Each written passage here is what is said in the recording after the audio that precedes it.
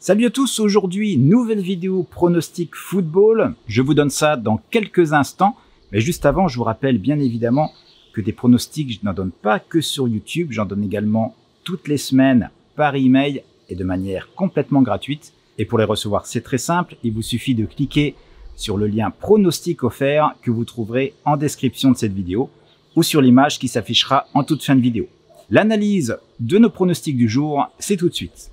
Je vais donc vous donner mes deux pronostics sur la Ligue des Champions de mercredi soir. Et ce sera deux paris que je vais regrouper en un pari combiné de deux matchs. Le premier match sera Atlético contre Milan. Alors si on regarde un peu le tableau, Milan est quasi éliminé après 4 matchs, seulement 1 point. Contrairement à Atlético, même s'il a perdu ses 2 derniers matchs, c'était face à Liverpool. Tout reste possible puisque Porto, deuxième, n'est qu'à 5 points. Alors si on regarde un peu les statistiques du match précédent, c'est donc Atlético qui l'avait emporté 2-1. Et on peut se rendre compte tout de suite qu'il y a plus de rouge du côté d'Atlético, ce qui signifie qu'ils ont largement dominé cette rencontre avec pas moins de 22 tirs au but et donc une victoire méritée. Il y a des absents des deux côtés, mais notamment du côté de Milan et principalement Mike Maignan, le gardien, ou encore l'attaquant Ante Rebic. Quant à Atlético, Griezmann finalement devrait prendre part à cette partie, il était incertain jusqu'à aujourd'hui.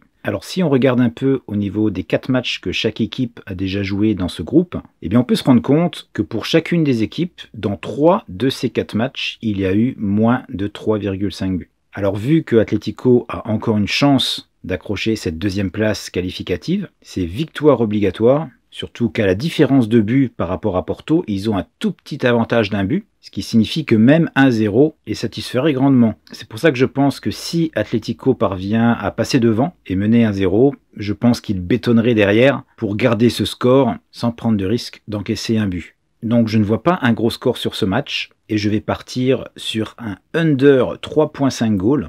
Ici, nous sommes sur Pinacle. Alors Pinacle a changé son interface depuis quelques jours. Je la trouve pas mal faite. Je vais vous montrer un peu comment on place un combiné sur ce nouveau Pinacle. Alors j'agrandis un peu ma page pour que vous voyez où il faut aller pour placer un pari combiné. Il faut sélectionner Parlays ici à gauche. Vous allez dans Soccer et vous cherchez UEFA Champions League. Maintenant vous pressez sur Continue et vous y êtes. Vous êtes en mode combiné. Ensuite je cherche mon match Atlético Milan. Je vais dans la colonne match total. Je sélectionne le under. Et je vais chercher mon under 3.5 goal qui est ici à 1,37. Et une fois que je l'ai sélectionné, je tic la petite box qui est à côté et je vous montrerai comment valider tout ça une fois qu'on aura placé le deuxième pari.